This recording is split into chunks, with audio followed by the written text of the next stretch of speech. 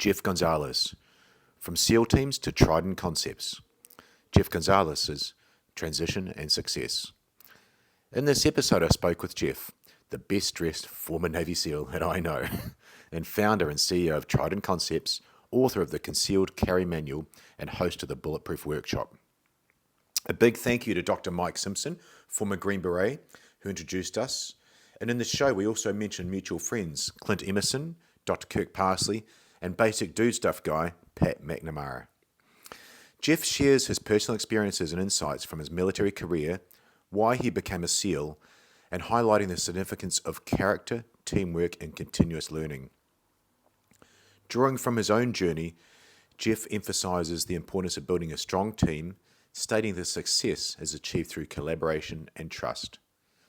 Additionally, he discusses the role of leadership in both military and civilian settings, stressing the need for effective communication and decision-making. After leaving the military, Jeff founded his own training company, Trident Concepts, where he continues to impart his knowledge and expertise to individuals seeking personal and professional development. We also touched on thought-provoking topics such as gun control, the Second Amendment, the influence of media, and the preservation of free speech. You can find Jeff on Insta and check the show notes for the hyperlinks, instagram.com/JJ Gonzales, and Gonzales with an S at the end, and his website and links on Linktree, and check the link below. Thanks for watching. I'm Damien Porter, former New Zealand Special Forces operator, subject matter expert from hownottodie.com.au. And you're listening to my Straight Talk Mind and Muscle podcast, sponsored by these guys, mystate.com, the ultimate daily formula for optimum hormone health, stress management, energy, and performance. 100% natural and clinically proven ingredients, and provides everything you need to raise your game in a convenient, gut-friendly capsule. Links for my former shows are in the show notes below. Thanks for watching. And we're live. Welcome to the Straight Talk Mind and Muscle podcast, and welcome to my guest this morning, all the way from Cowboy Land. I've been watching Yellowstone for the whole week, trying to recover. Jeff Gonzales. Thank you, sir. Thank you very much. I'm excited to be here. Thank you for having me on your show, first of all. Man, it's great to get to know somebody new again. I'm blown away with the podcast and the interwebs. Sorry. You got a dog? My fur missile. Yeah, that's my fur missile. She just took off. Hey, what do you got? She's a Belgian Mal. Oh man, it's my dream, but I have walls that I enjoy, and I didn't want her to eat through them. Well, she's actually really good, but she just alerted to somebody coming in, which I believe might be my kid. You're killing me, Small. That's what I'm sending them right now. Life happens. Sorry. Man. All right, sorry. I hopefully don't get any more disruptions. Hey, but yeah, she's a 3-year-old. I had to think about that. How long have we had her? We've had her for 3 years. Great dog, love her to death. She is everything that you could expect in a Mal, and but she's also got she's got a tamer side to her that is very, very unique. I've been around Mals for a long time, and her disposition is just so different in some regards. Like, I wouldn't say she's docile, because she will flip in a split second and just go to straight up like attack mode. But for the most part, she is probably one of the best, like, quote, pet Mals that we've ever kind of. My better half is a dog trainer, professional dog trainer. So oh wow, she gets she was very very happy with the disposition that we've got, because she's had to work with a lot that are just so high strung, so 100%, 100 miles an hour all the time, that it's really, really hard to try to bring them into a household and expect them to, be a household pet. So she's a working dog. She travels with me with wherever I go. And so that's also kind of helpful. But for the most part, man, we've got so lucky on that one, because you just never know. It takes a while for their true demeanor to kind of show. Like, it takes, by the time you get them, they're already, it's already like made in stone of sorts. Yeah, they're an amazing breed.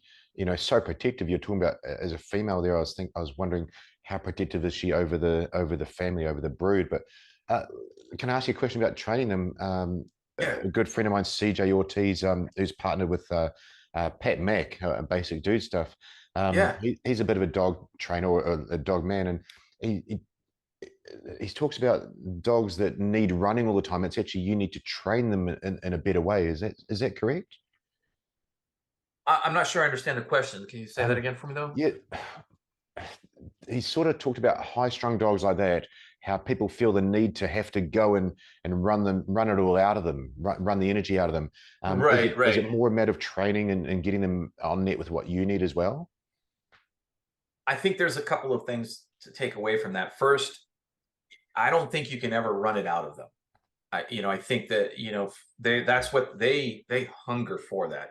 Yeah, So if that's your only outlook or only way of trying to engage them and challenge them, it's really all about challenging their psyche. They're such smart animals that if you can challenge their brain more than their body, then their body will follow along with their brain. yeah, So, that's the tough part of trying to, it takes somebody that has that capacity to actually challenge to challenge them mentally, to make them think, make them actually work their brain muscle to actually calm them down.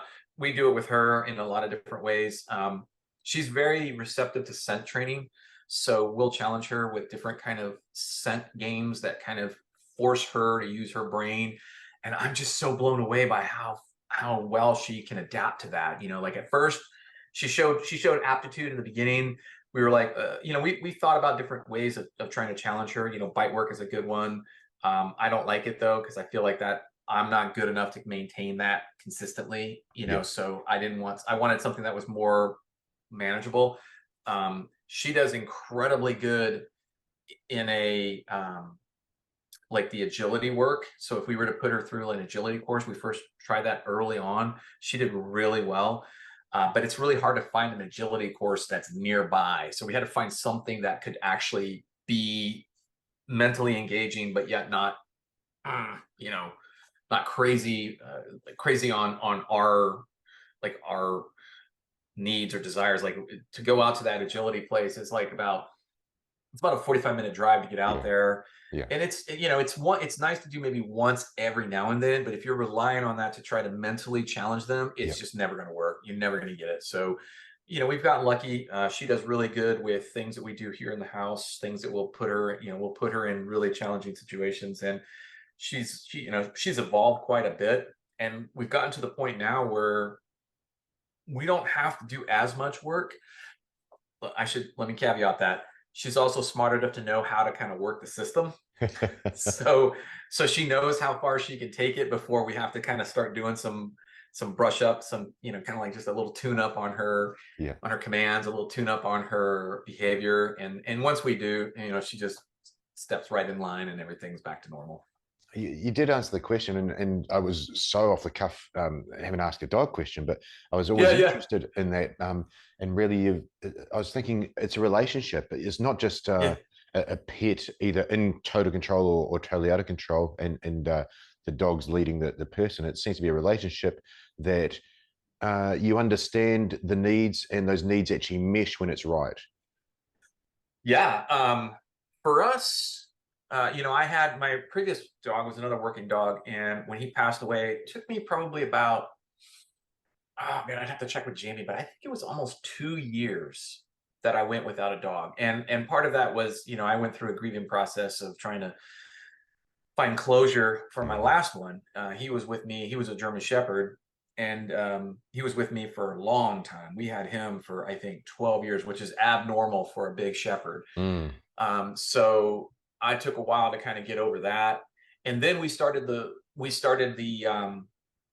process of trying to find a suitable new family member. Oh, And that's a tough that's where all the really hard work and having Jamie as her expertise paid off. So because she could immediately just engage with the breeders, engage with the all the folks that are on that side of the fence, and she can kind of like weed through some of the BS, and she can kind of find the diamonds in the rough, so to speak. And so we got lucky. We found a kennel in Dallas and a kennel in Houston. And one weekend we just made road trips, and we drove up there, and we met the kennel up in Dallas was for another German Shepherd. And I was, you know, I was open to either one. I Yeah. really was, because I had experience with shepherds, but it really boiled down to finding the right match. Like, what did we need, and what was going to fit our family the best. Yeah. And so the shepherd that we met was a male shepherd, cute as a button, just this little fur ball. I mean, you gotta love them things when they're that big. And we had a really nice meet, but she had some sort of reservation about the actual kennel itself. Right. And yeah, and so, again, I deferred to her guidance. We were like, okay, well, let's just, we were up here just to visit. We weren't making a final decision, so it's no harm, no foul. And that's the other reason why I'm glad we went. We went and visited the kennel. We saw them. We saw how they do their day-to-day practice and all that other business. So that was really valuable.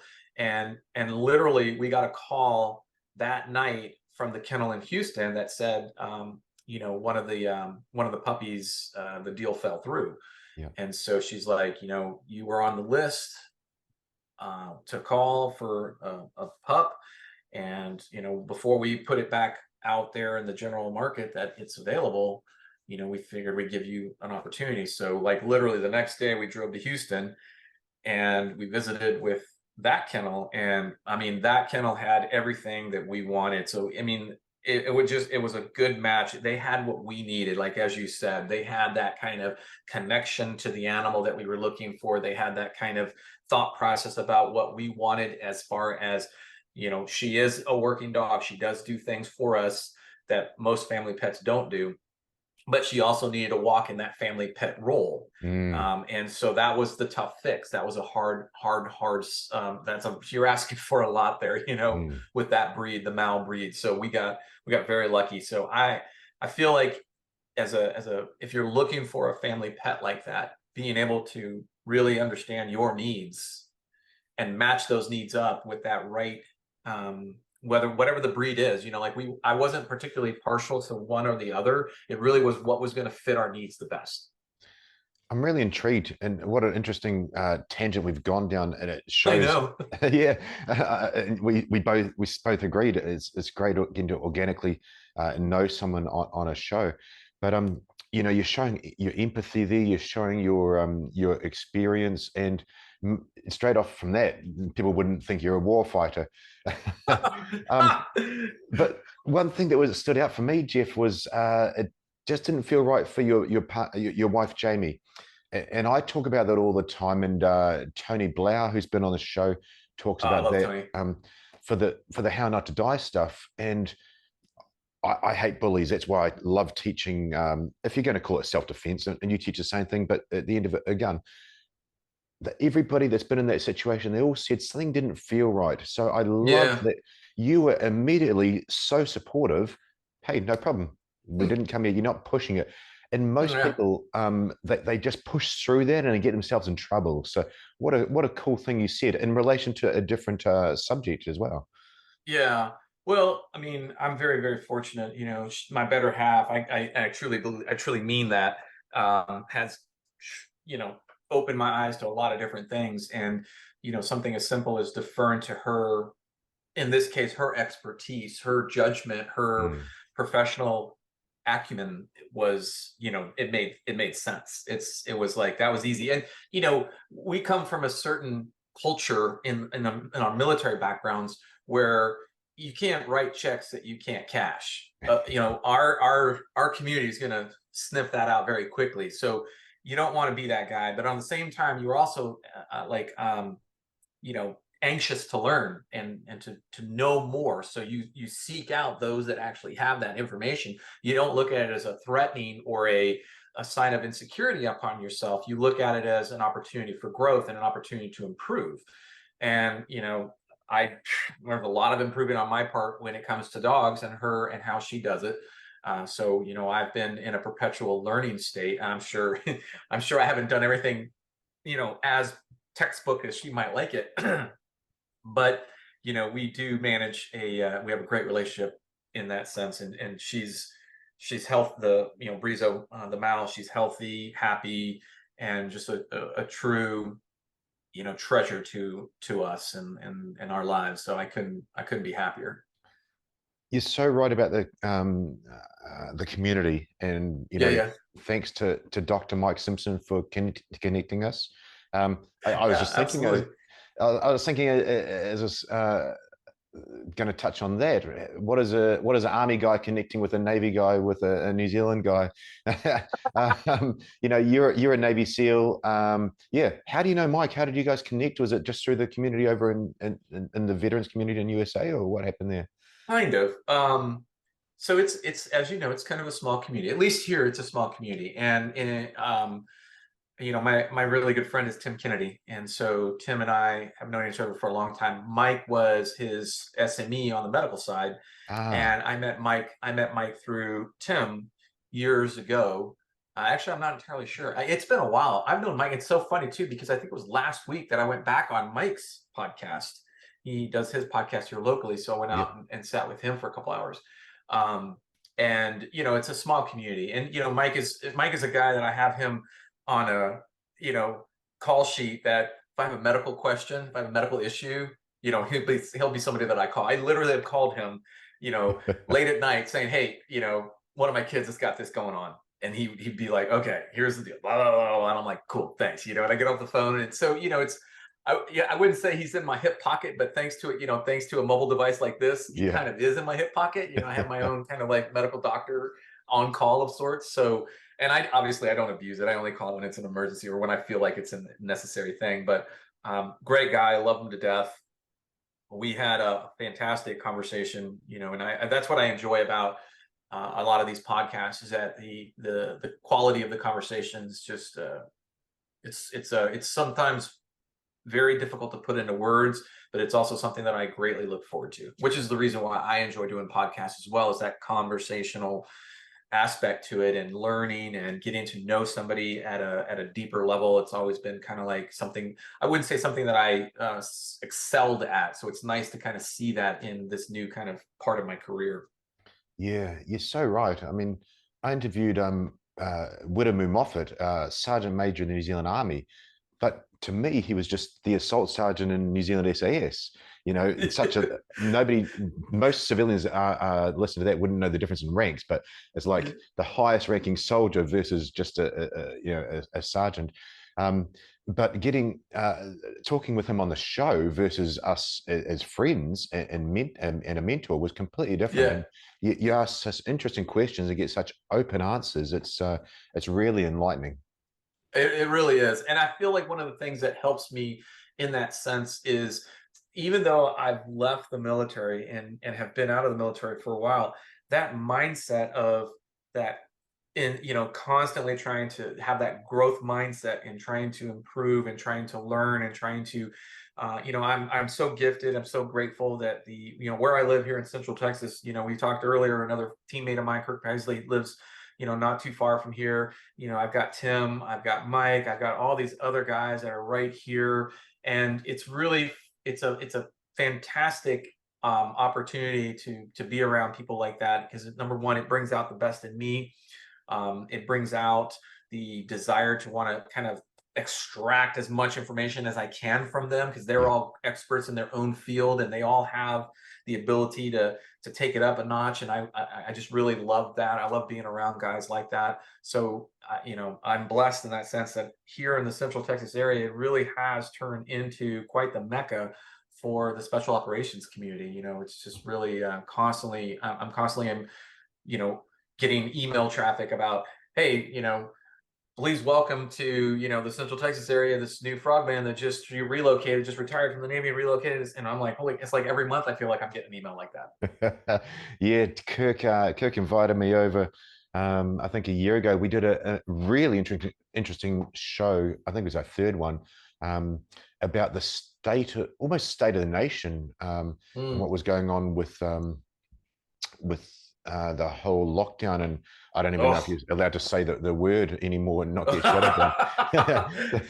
Here in Texas, we don't care. Yeah. We don't care anymore. Yeah, we've lost, that ship has sailed. We don't care. He was, I was stunned at what he was saying, but he invited me over there, and man, it's a place that I definitely want to be over very, very soon. I'd like to go back a little bit, and Please. I've never really asked this question. You became a Navy SEAL. How and why did that occur for you? Great question. So my I joined the Navy straight out of high school, and in high school I swam and played water polo. And my career future, according to my career counselor at high school, was very limited. I was gonna, like, you go through the battery of tests to assess what your field of expertise potentially could be. Yeah. And every time I went in there to take the same test, I got the same answer, which is I can't. I think it was like park ranger and some other outdoor kind of activity. And at the time, nothing against being a park ranger, but it just really didn't float my boat. It didn't kind of feel like that was what I was put on earth to do. Yeah. So I struggled for a while. And back then, I tell the kids this all the time, the internet didn't exist at one point. And, growing up and learning about the internet was an interesting transition. So I forget that there are some people that were born into it and have no recollection of life without the internet. So back then, the only information that was available was in books, and there were very few books. And then the actual recruitment centers, I remember going into the first recruitment center to get a kind of like a little brief, if you will. And I asked specifically about the SEAL teams, and there was a single sheet of paper, and it was a laminated sheet. It was two-sided. On the front side was everything to do with the SEAL team, and on the back side was the hard hat divers. And that was all the information they had. And don't forget, like, on the front, there was a couple of pictures. So it didn't even really have a lot of room for words. And that was from the US Navy recruiting office back at the time. So there wasn't a lot of information. But I studied, I researched, and I found, information about the SEAL teams where I could. And then I was very fortunate. The main coach, our head coach for the entire aquatics division, pulled me into his office one day and said, "Hey, I think you'd be really good at the pentathlon." And I was like, I don't know what a pentathlon is, but okay, if you think I'll be good at it, I'll give it a try. So one day we took a trip. I grew up in San Antonio, and we took a trip over to Fort Sam Houston, which is the headquarters for the national pentathlon team. And I got a chance to meet all the coaches, some of the athletes. And in the process, because it's on a military installation, so it's got, it's a cinder block building of sorts, and you walk into cinder block rooms, and you guys know what I'm talking about when I say that.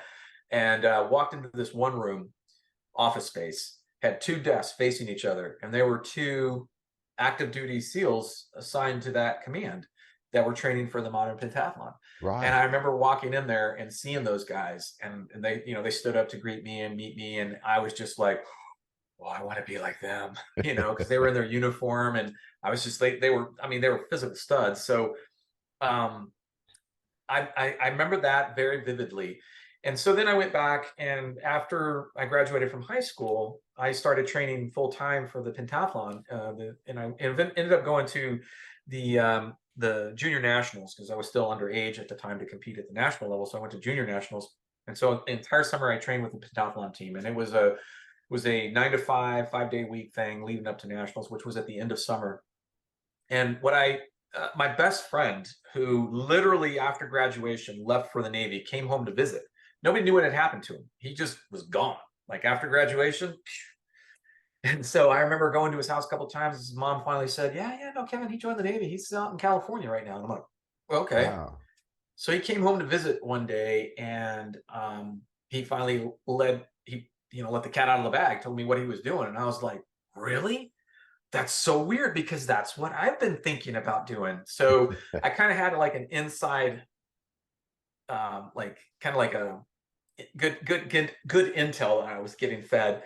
And I literally made the decision at that point that that's what I wanted to do. Now, I was also under the age to legally enlist in the military. Right. So I joined the delayed entry program, which over here, what that is that means that you're technically not under a legal contract, but you are part of a program that you are guaranteed these whatever rates or career paths, whatever you want. You're guaranteed these so that when you are able to enlist and you legally get your contract, you have those in your contract. Yeah. So to go into the delayed entry program meant that I also did not have to have my parents' permission.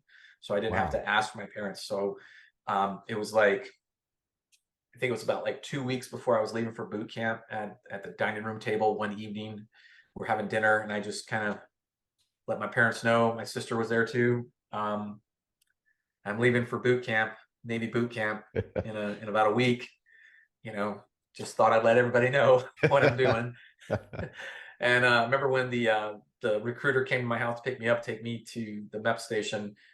My dad said that he like waved goodbye. He was like, "That's the last I saw of you for years." Because I mean, once I was in the Navy, I was just haze gray and underway the whole time, just never stopped.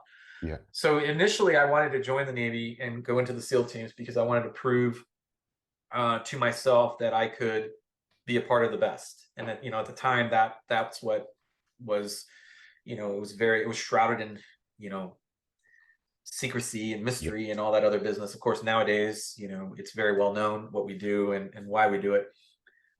And it took my first, I was very fortunate because, again, I joined the Navy in the mid to late 80s, and I got to my SEAL team towards the late 80s. So I was involved in a lot of what we call low intensity conflicts. And, I saw firsthand those were my first combat tours. Literally, I don't think I had my Trident the first time I went downrange for my first combat tour. I didn't have my SEAL insignia, my Budweiser. So it was very different back then from what I have gleaned. The Trident was awarded on merit after your probationary period. Is that how it sort of worked? Back then, it had some similarities. Back then, once you graduated BUDS, you first went to jump school, then you went to your assigned team. East and West Coast had their own training groups, and each of the SEAL teams had the responsibility of rotating responsibilities for what they called at the time SEAL tactical training, which is now called SEAL qualification training. So STT, each of the commands on both coasts would be responsible for running that, and then all the new guys would go into an STT class, and that would take about another 6 months to complete. Then once you completed STT, you went before your Trident Review Board, which was the kind of like the end, not technically the end of your probation, but it's where you were assessed and then deemed worthy enough to be awarded the Trident or not. And if you were awarded your Trident, you then went into a SEAL platoon, which is where you started your probation. That's your first platoon would basically, you were still, hey, you're not out of the woods yet. You still, have a lot of work to do. So, now guys graduate BUDS, they go immediately, they stay on the West Coast, they go to SQT there. They are awarded their Trident at SQT, then they go to their new SEAL command. So it's a little different. I'm very grateful for the opportunity that I had. I think it was pretty awesome because I just so happened to be assigned to SEAL Team 4. SEAL Team 4 had the responsibility of running STT. So I got to know guys in my command really well going through STT, as opposed to going through SQT, through the advanced training at the command, and not having, and then checking into my SEAL team and then, hello, how are you? Kind of thing. So that I felt was very fortunate. And, so it's changed a little bit over the years as is, whether, I don't know if it's safe or even reasonable to say it's better or worse. I think it's just changed. It's just changed. And, again, the needs of the Navy will always be the priority there. So once I got through that first, actually it was like in the first deployment when it was towards the end of the first deployment, we lost guys on that deployment. And I remember one of the guys in my platoon was designated to escort the fallen back home. And I remember he was one of our aces. You know, he was one of the veterans in the platoon, just a solid dude. And, you know, we're still in combat theater doing combat operations. And we just had one of our solid players have to redeploy back to the States to escort the fallen. And it didn't really resonate with me, that role, because I remember when he got tasked that. I remember when he was pulled aside and tasked with that mission, and to see his demeanor change, and to recognize that, because I mean I still look up to that man. He's an amazing individual, but when I saw that, it kind of really hit me at that point. What, you know, I'm here. I joined the Navy selfishly to prove to myself that I could do that. And it was at that moment, or shortly there, that I realized, oh, I'm not here for myself now. I'm here for the man on the left and the man on my right. And that really kind of changed my perspective. I think for the better. It pushed me to do things at a much higher level, more intense level. You know, because you never want to be the weak link. You never want to be the reason the mission fails. You never want to let the man to your left or right down. You know, that's just such you know, you know that feeling, that aversion, that you just don't want to be there. So you do everything in your power, from a preparation, from a training, from a mindset point of view, to be ready for whatever comes at you. Exactly. And it really personified itself, I think, towards the end of my career. And, you know, it was something that I hadn't really talked about until, you know, I started visiting with other folks on podcasts and starting to really self-reflect on things. And like, I remember thinking about it, I was like, oh, I have to put some thought to that. You know, I'm not really sure. So, you know, having the opportunity to kind of reflect on that, you know, it was one of those things that I feel was a huge watershed moment for me. You know, it really, like, if you look at my mental makeup at that moment, the change that it went through was huge. Yeah, absolutely. It's amazing being part of a team, and you said watershed moment. You had a realization, as another part of it, that it wasn't just for your selfish reason; it was for the man left and right of you. I believe there's, through selection, and whatever words you want to call it, you've got buzz, we got selection, assessment, all those things. I believe there's a part where, just to get through that, you have to, it's only my personal belief, you have to put your body on the line. Now that's that's a generic way of putting it. What I believe is you have to almost be reborn. You have to get to a stage where you go, fuck it. If I die, I die. I remember Ivan Drago, if he dies, he dies, you know?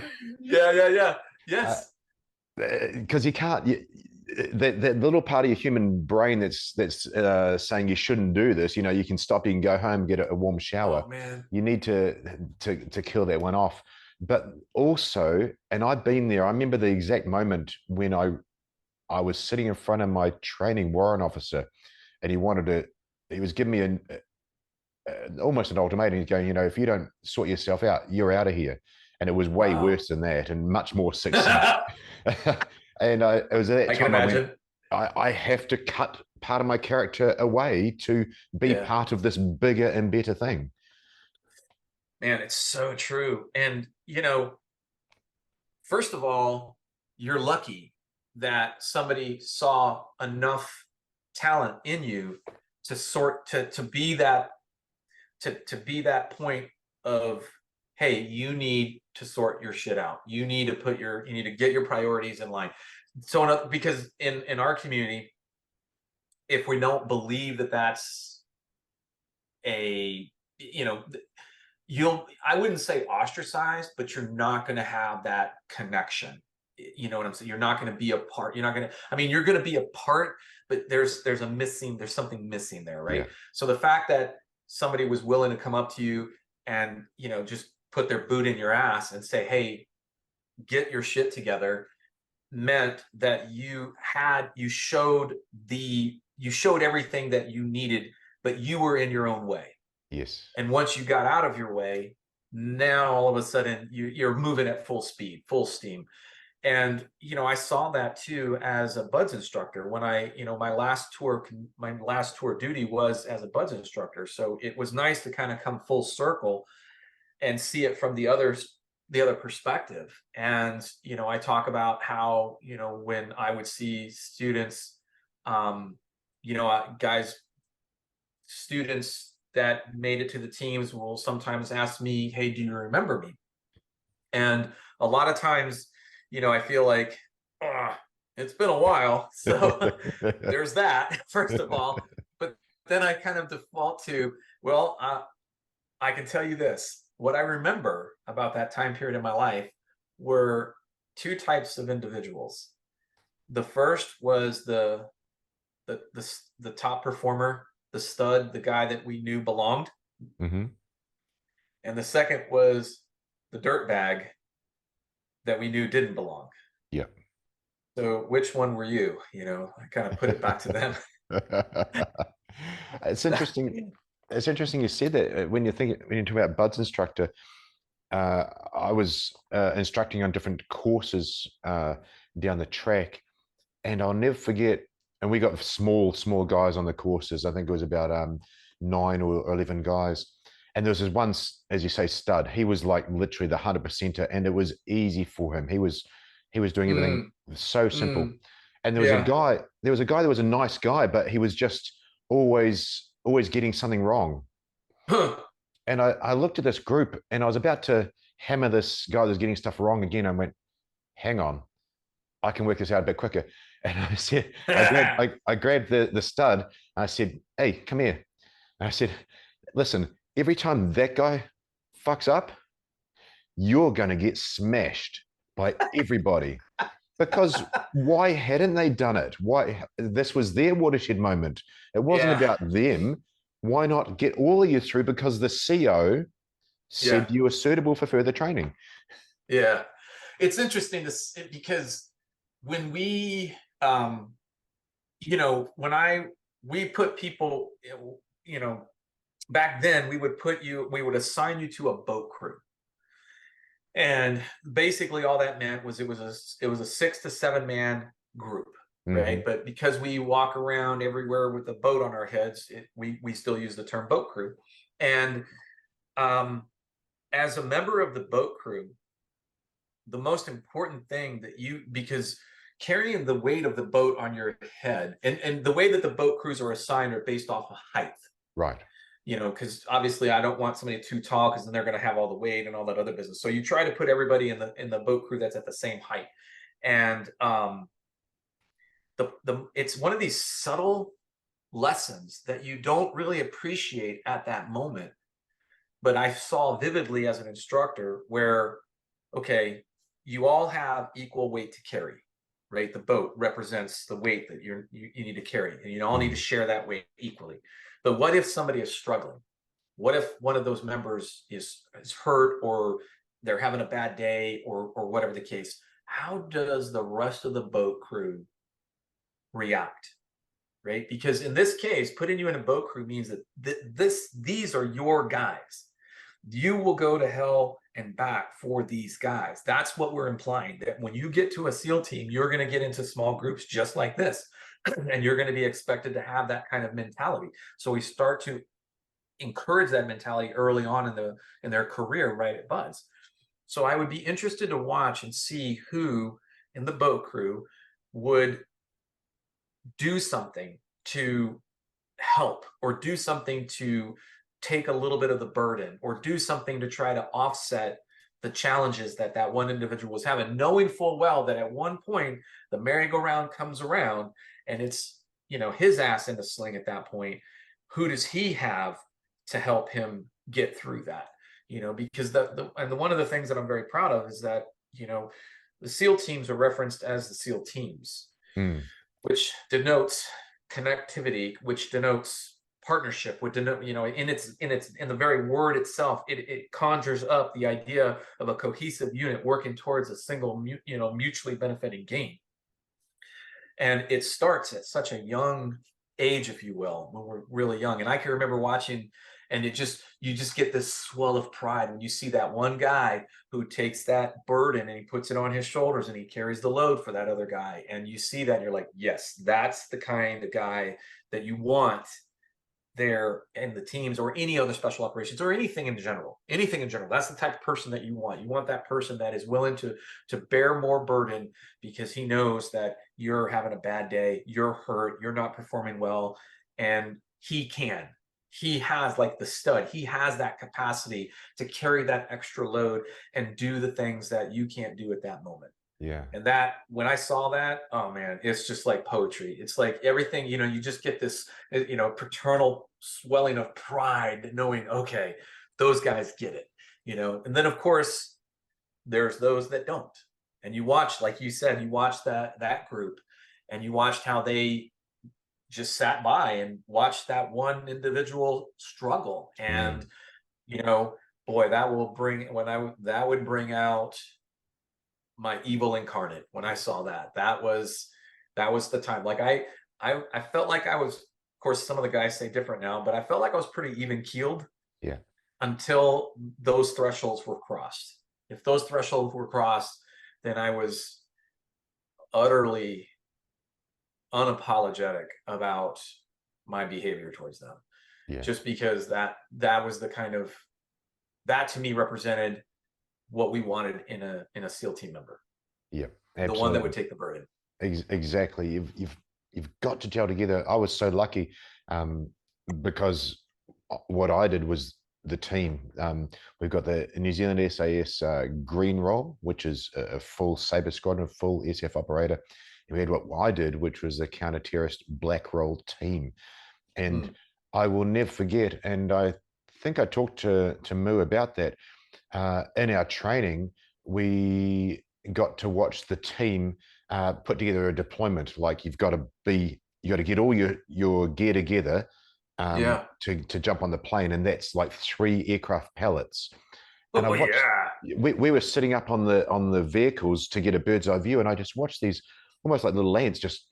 They were, the sum of the parts is greater than the whole, or whatever that saying is. I know what you mean. I was stunned. I was like, how are these guys doing this? And they're putting these pallets together, all their gear. Everybody's filling gaps and thinking ahead. And to be on the team was just amazing. It's like joining. For me, it's the All Blacks rugby. It's like what? Yeah. You're just one tiny part that you slot in, and it's a beautiful thing. I couldn't agree with you more. I can recall vividly. And, you can relate to this, I'm sure. We'd be rehearsing for a hit and, you would do it and do it and do it and do it and do it until you finally got it right. And when you got it right, it just was like this, man, it was like, again, I use the term, it was like poetry. It was art. It was, for us, it was that kind of, that what we strive for, that symphony of just beautiful action. Everybody hit their assignment and they hit it hard. Everything worked smoothly. Just before we knew it, we just rolled through the target and everything went perfect, as flawless as it could. There's no such thing as a perfect op, but it went as flawlessly as it could. And I can remember you get done with that and you look to the guy on the left and you look to the guy on the right, and you just got this grin on your face, like, it. Yeah, that was it. That's what we have to do in the real world. And so you had that kind of I guess familiarization of what it was like to have that flawless execution. And so then that became your drive.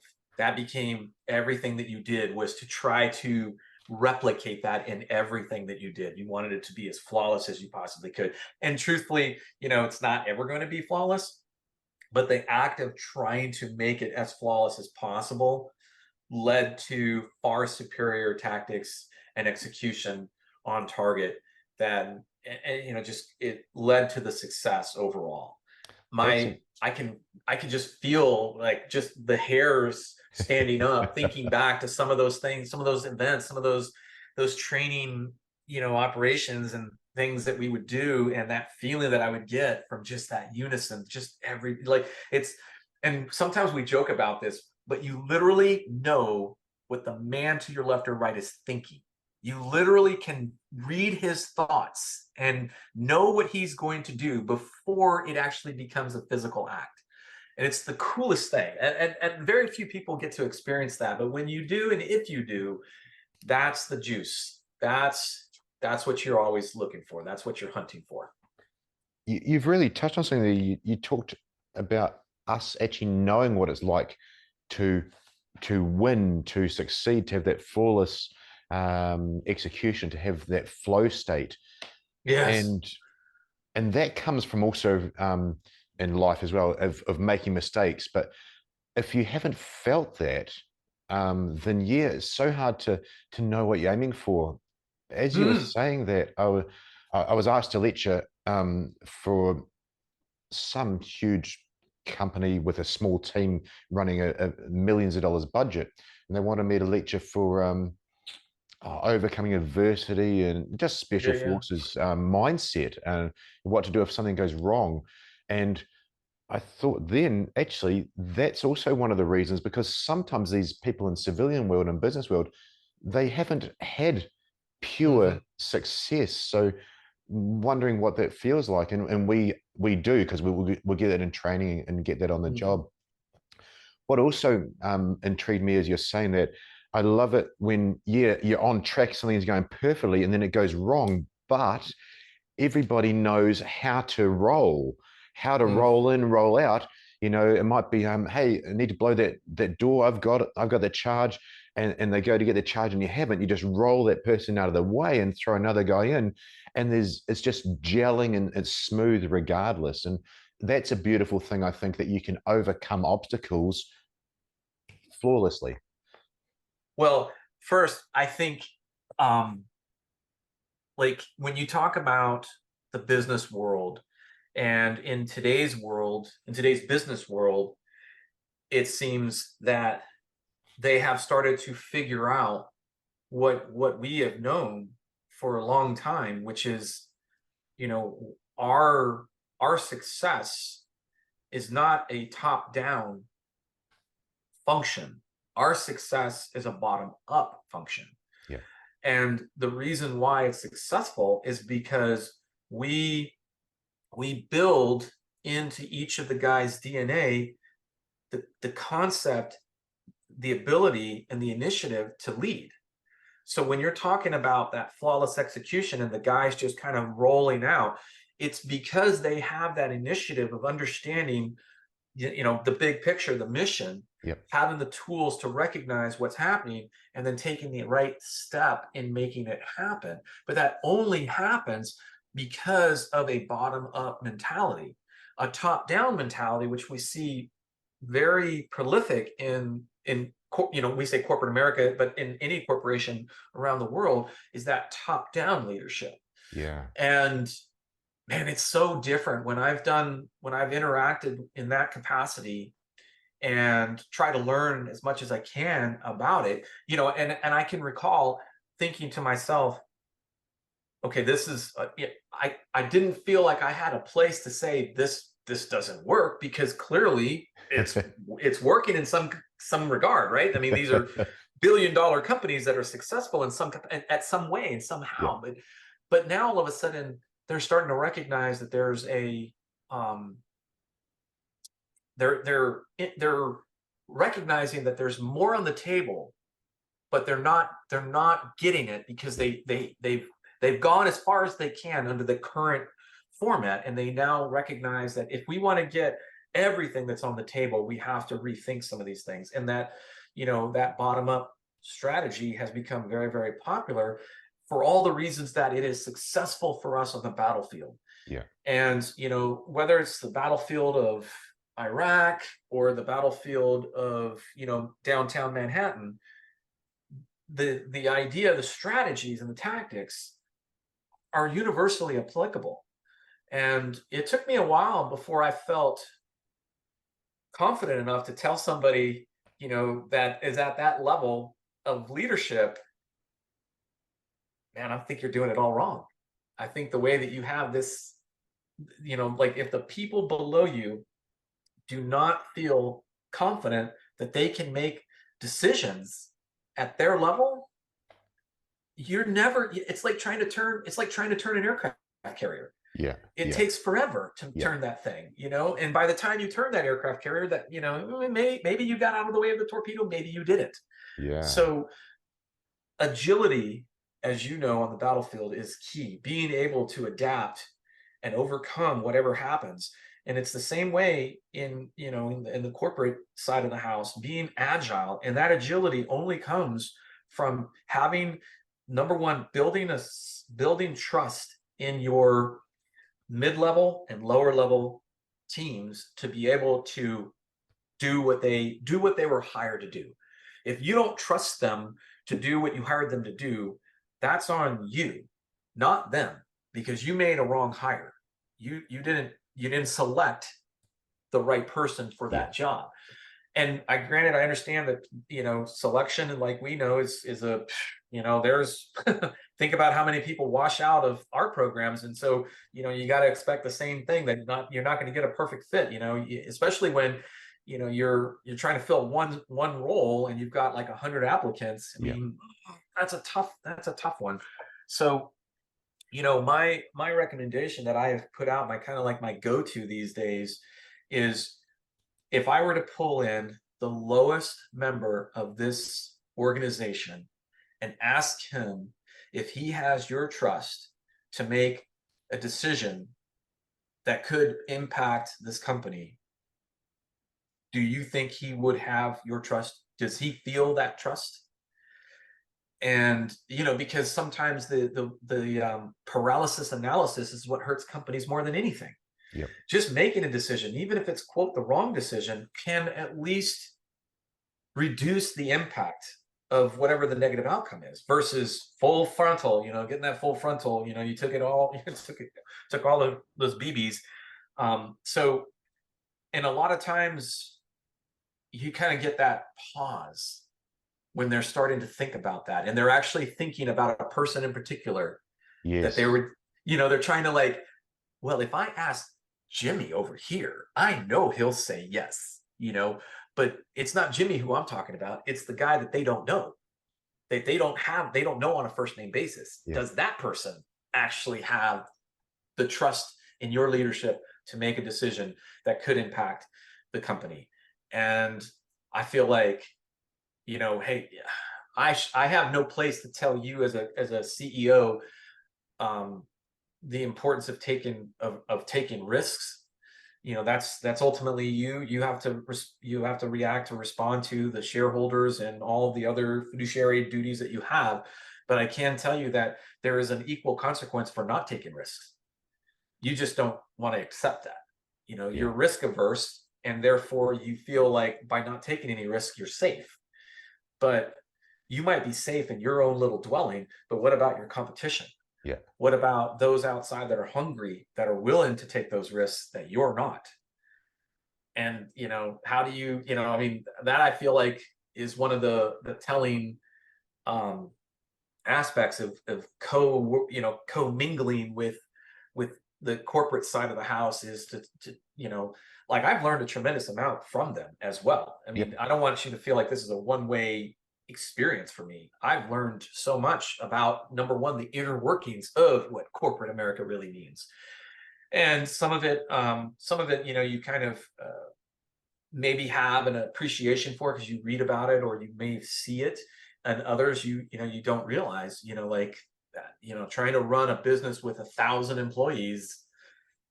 I take it for granted. In the military, we took it for granted. We've got a command of only like 200. Yeah. Yeah. Exactly. Yeah. You look at a company that's got 1,000 plus, and you're like, wow, Yeah. wow, but still, the principles are, they fragment down or fragment up based on how you employ them. I don't feel like just because you're a large company that you can't still maintain the same thought process. Comes down to the intent and maybe the principles that it's based on. I'm gonna go back a little bit. Go for it, Jeff. Can I just, when did you join the SEAL teams and when did you leave the teams?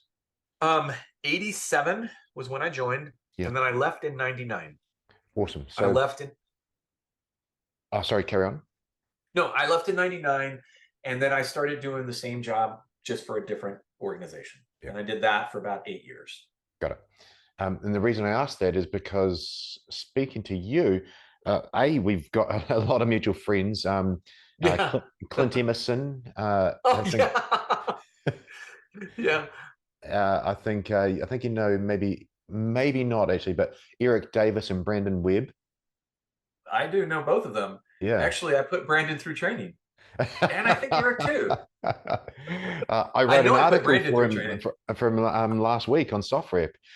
No way. Yeah, that's too funny. Yeah, I haven't Um, heard those names in a while. oh, just interesting cats. But then that's why I asked you the dates. I don't know him obviously, but were you around the Richard Marcinko era as well? So yes, he had um he was I want to think that he was still assigned to Red Cell at that moment, and then he retired. Yep. So like the very end of his career, and I didn't know him. I didn't know him personally until after the Navy, and I met him and talked to him several times after that. But because he was obviously, you know, to love him or to hate him is to know him. And so if you really know what he did for naval special warfare in general, you know, he is a legend and without question one of the reasons that we are as successful as we are right now. Yeah. He put everything on the line literally Oh to yeah. push it. Yeah, he did 100%. 100%. And the reason I ask those questions is because I'm blown away at your genealogy. And it wasn't going to be a SEAL show. There's supposed to be a third of what we're doing, but I don't think there's many people that have been around there over that time frame. So, question is, you know, the Dick Marcinko era and mindset of literally the blue jeaned tiger stripe wearing Navy SEALs to you talked about Iraq. What an evolution you've Yeah. seen, and then in training you talked about as well. Yeah. You know, you had to earn your Trident through merit, not just at the end of buds or whatever where it occurs now. How's Yeah. that been watching those changes and being part of it? That you were deep in it. Well, first of all, I was laughing really hard because when you said jeans, tiger stripes, there's literally a picture of me in jeans wearing tiger stripe top. It was a platoon picture. Yeah. And it just resurfaced. I did a podcast with Jack Carr, and he asked for something that was still back then, and I was like, well, I guess I'll put this one out there. So that was funny that you said that. But yeah, I did. When we would do our, because SEAL Team 4, we back in the day we worked. Each team had their own AO in the globe, and our AO was Central and South America, so that meant the jungle. So you know, I definitely wore jeans. I will tell you this, that they're not all they're cracked up to be in the jungle. But I did like wearing them. They were nice. So I was there for the transition from that global AO to a unified front or task unit kind of condition that they now call it. Um, and like everything, change is inevitable. I did not like the idea at first. And the reason being is because I felt that each of these commands had established historical doctrine about their AOs that was hard earned. I mean, that stuff you couldn't, you really, like, it's really tough to try to maintain that history of experience when you don't have a command or you don't have an organization that is maintaining their subject matter expertise Yeah, on that. yeah, So that was my biggest complaint. But when you started to see the ramp up into a traditional warfighting role, having the entire task unit in play, because there were times when we would get, we would have 16 guys. to try to go and do something that might have needed 30 or more. Yep. And then not to mention all of these supporting assets, our air, our boats, our ground, all that stuff. And so now when you look at the task unit and what it does to that type of a fighting force, and we get back to that agility and that mobility, and that is who we are. SEALs stands for sea, air, and land, our ability to insert under any of those conditions. So having that task unit in play downrange meant that we were that much more potent, that much more capable, and that much more timely, which ultimately led to so many huge mission successes. So it's hard to argue with the successes, though I still have regrets, because even when I talk to some of my teammates about, well, eventually this is going to wind down, and having task units is probably not going to be in our best interest anymore. Going back to global AOs may be very well the next step, but who was the custodian of that information during that period that we were in a task unit, and how much of it have we lost?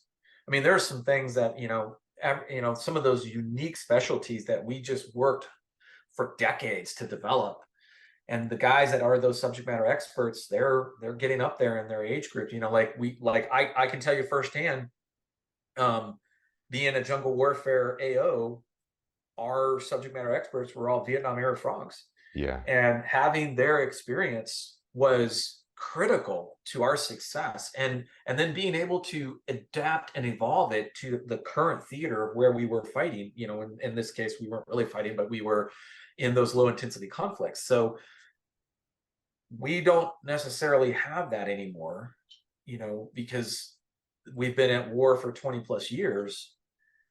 And the task unit has been the evolving, condition for our makeup, if you will. So my concern is how, if we do decide to go back to the global AO condition, it's going to be a hard road to try to rebuild all that subject matter expertise. The guys in the winter warfare platoons in Northern Europe, the guys that did the mobility in the desert. Well, we still have that, obviously, I guess. But all the VBSS and the GoPlat stuff that we did, all that stuff, that's stuff that we kind of put on the back burner. We just said, well, we don't need it right now. We're fighting on land. We need our mobility packages. We need our air packages. So, it's going to be interesting to see what happens there. I'm curious. Of course, I can't really say that I have a dog in the fight anymore, other than my beloved community I want to see continue to thrive and flourish. And Yeah. I don't know what it's going to look like, when we really do start winding down from a global war condition. Since we're sort of on the SEAL subject, special forces mindset and so on. Oh, I might have screwed up the question by putting some context in there. If some civilians are listening or watching and they're a hard charger and they heard you talking about your reason to get into the SEALs, being a BUDS instructor and so on, I'm asking it for them, but what's one piece of advice you could give them on what they need to have to get through the selection process, to get through the BUDS process, to get selected? What's maybe one thing they need to have in their back pocket or do? Character is the most important thing. They have to have the character. I can train you to do whatever I need you to do. If you're meeting all the physical standards and you have, some gray matter between the ears, I can train you for everything else. But what I can't train you for is that character. It's having, we talked about, you're in the boat crew, you see the guy that's struggling and you take the load. I can't train for that. That's either there or it's not there. And you can take a hard look at yourself and ask yourself, are you willing to do something like that? Like there were some times when I put my ass on the line for my teammates. One in particular happened, I can recall this vividly. It was during Hell Week, and my boat crew, we made a pact that we weren't going to let anybody quit. Yep. And it's like, you sit in, we're in our barracks room, we're huddled up, we're waiting for breakout to happen. And that's the last thing I remember us talking about. And then all hell broke loose. And I think it was like the third night, fourth night. And, obviously things have changed, so they don't do naked surf torture anymore. But back then we did naked surf torture, which, everybody gets naked, all your clothes go in a pile, instructors bury that under the sand, you go out in the surf and you wait out there singing songs until they decide that you've had enough, and then you have to go and try to put all your clothes back on, which is in this giant pile of sand. and one of the guys in my boat crew had a moment of weakness, and that's all I call it. I've had moments of weaknesses as well. Yep. And he got up and started walking towards. They had we have these berms that protect the compound from the surge swells in the wintertime. And on the other side were the instructors. They were just kind of over there. Basically, if we stopped singing, they would come back over the berm, and then hell would come with them. So as long as we were singing, they would be on the other side of the berm. So the trick was to not stop singing. And when you go through all the songs that and all the military cadence songs and things like that, you just keep singing them over and over and over again. But if you stop, that's when the devil comes visiting. And I remember he got up and he started to kind of like make his way towards the berm. And I got up and I went and I grabbed him. Yeah. And I started to pull him back to the surf. And he fought. He pulled his arm out, and then I grabbed him again, and then he fought, and then I tackled him. And the class that I can remember it, I don't remember them stop singing, but apparently they did, because the instructors came up and over the berm, and there I was with the other guy at the base of the berm wrestling naked at the base of the berm. And so clearly they knew obviously they knew what was happening. Yeah.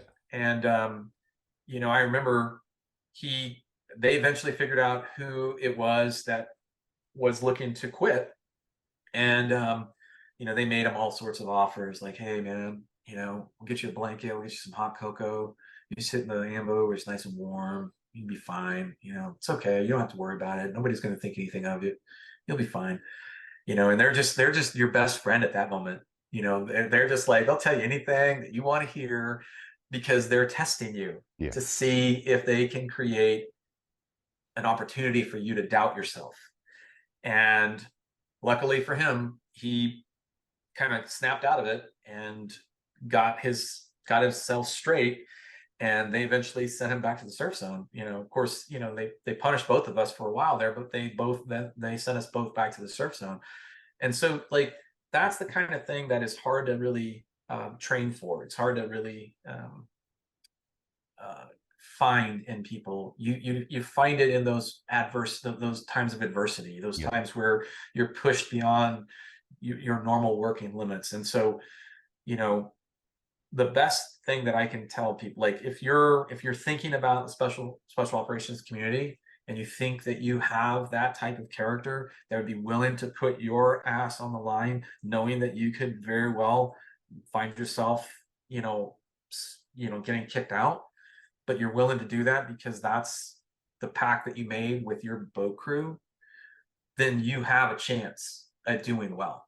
You can, because that's what we're looking for. All the special operations communities now, as soon as you make those physical gates, as soon as you're through those physical gates, buds is a constant one. Every phase the gates get a little tougher, but as soon as you make it past those gates, it's all about building that character. Yeah. It's all about trying to create the team concept and trying to put mission first and trying to make sure that, hey, you know what, I might have to take a shitty position to ensure mission success. Like I may not be the number one man. I may have to be back there at number 5 and know that I'm not going to be the first 4 in the room, but it's the right choice to make for the mission, and that sucks because, everybody wants to be the number one man, but, well, I should say not everybody wants to be the number one man, but there's a lot of people that do want to be the number one man. But in that case, if it's better for the mission that you're not, then you have to suck it up and recognize, okay, this is for the betterment of the mission, and do what's right for the mission. And that's hard. That wasn't easy for me as a young guy either, because I just was, 100% everything I did. I just wanted one, go, go, go, go, go. And sometimes I didn't see the writing on the wall. I was moving so fast that I wouldn't see that. I wouldn't pick up on that. And luckily for me, my first platoon was made up of some amazing individuals. I was talking with one of them earlier today, and I was constantly being checked. Constantly had, smacked in the back of the head, or just tuned up for one reason or another. And it was perfect because I don't think I would have evolved to the type of frogman that I was had I not had that experience. Those guys truly forged me. Like, I might have been a blunt instrument when I got to them, but by the time I left them, I was that razor sharp edge that I needed for the rest of my naval career. Yeah. And a lot of that was because I made lots of mistakes. I made tons of mistakes, but this was the difference. I mean, I know this sounds terrible, but I felt like there was obviously the mistakes that I don't want to make. I don't want to look like an ass. I don't want to make a fool of myself, and I don't want to bring dishonor to my community or my team. But when I'm pushing and I would make mistakes that were like tactically or strategic kind of mistakes, I knew that I knew they would have my back. I knew that if I made a mistake, as long as it wasn't a catastrophic mistake, that they were going to be, they'd say, "Hey, dumbass, don't ever do that again," kind of thing, or whatever. They'd bring me back and say, "You see that? Okay, you missed that. So everybody's dead because of that." And, so like I would have these like, "Oh, geez, wow," these massive moments. And, like I said, I was very fortunate that experience really forged me into the frogman that I became.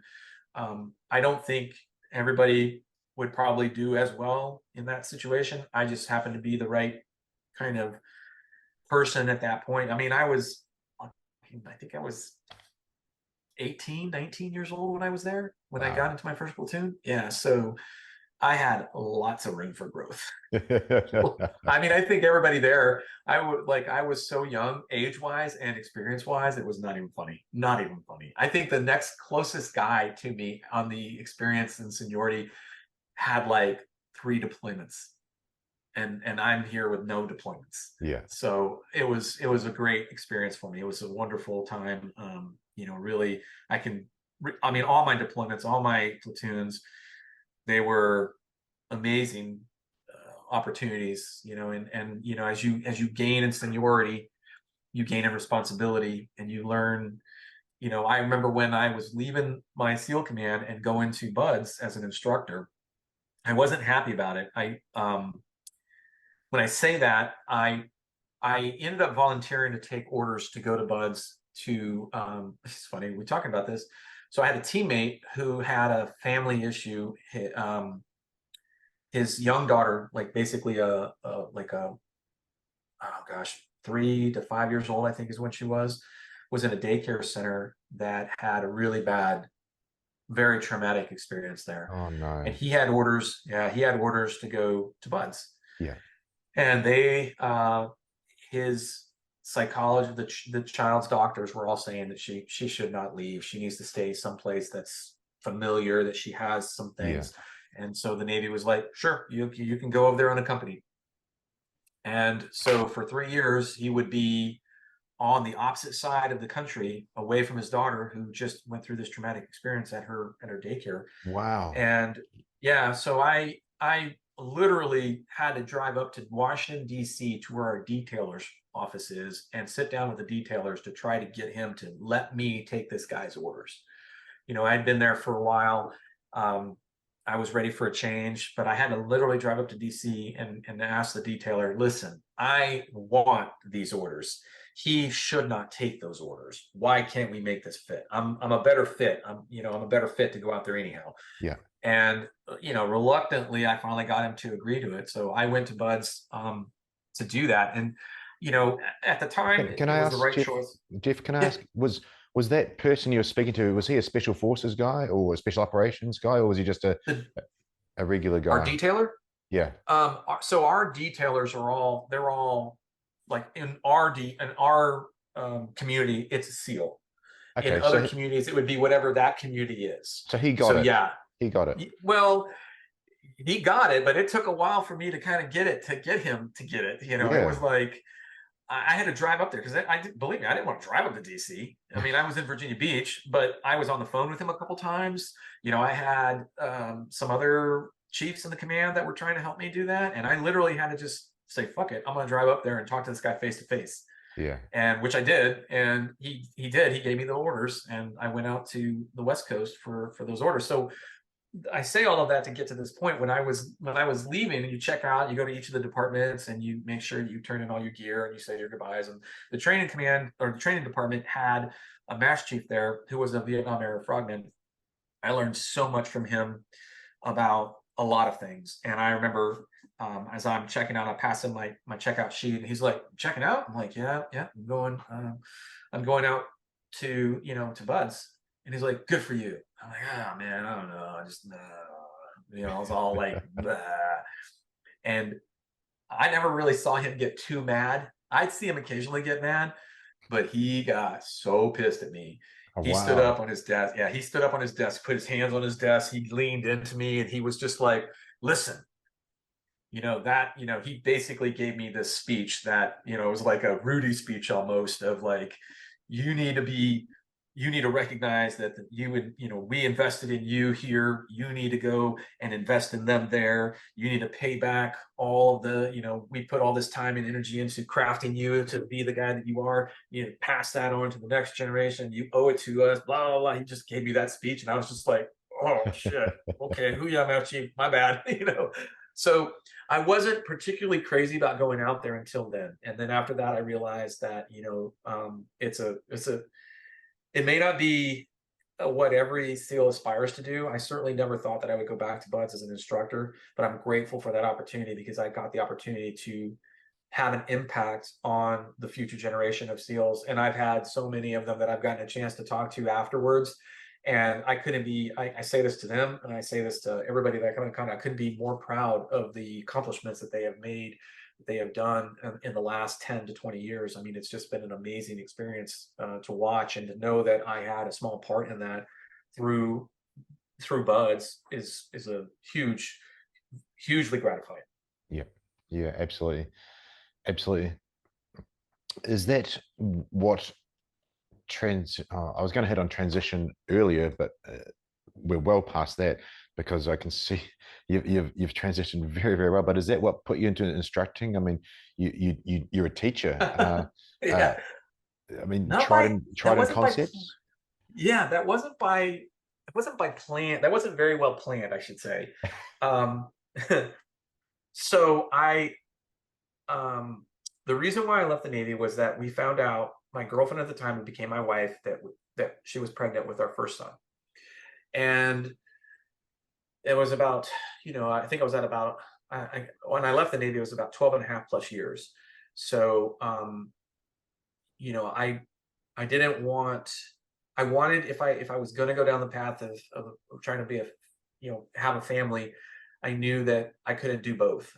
I knew guys, I knew plenty of very, very well suited frogmen that were great fathers, great parents, but I didn't know if I could be one of them. Yeah. And so I chose a family as the reason. That was the main reason why I did leave the Navy. Can I pause And that, Jeff? Can I please yeah, just interject just an idea? You said you probably couldn't do that, and other guys that successfully could. Would mm, it not be the wife that really steps up to be able to fill that role rather than the man? I think so. I only can say I think so because I did Yeah, not have that. yeah. Yeah, my ex-wife and I, we divorced about, gosh, what is it, 23? I think it's been almost 10 years now. So, I mean, we were together for a long time, and I have two great kids. I mean, they're most of the time they're knuckleheads, but I love them to death. Um, so the that's a good question, Yeah. and The reason I ask it or mention it is you had balls on you to go, hey, it's one or the other, it's not both, because you and I both know it's so difficult when mission or mm, mission, team, unit, country, or whatever, whichever order. exactly. I don't see family and wife and relationship and quality time in there. Let's be real. It's tough. It really is tough. Yeah. And like I said, I didn't have confidence that I could be one of those guys. Yeah. I felt like I would do both of them poorly. And I didn't want to risk that. I didn't Mm. want to be responsible for that. So you And really so thought that through. you could say that. I don't know if I really thought it through. It just was kind of like an impulse of sorts that I can remember the captain there at the center, and he did not want me to go. He really did. I remember him talking to me, and I'm like, I feel like this is the right thing for me. I don't know if I'm right. Time will tell, but I feel like this is the next path for me. And so I left the Navy, and of course I started working in the private sector, and I found that the private sector was different.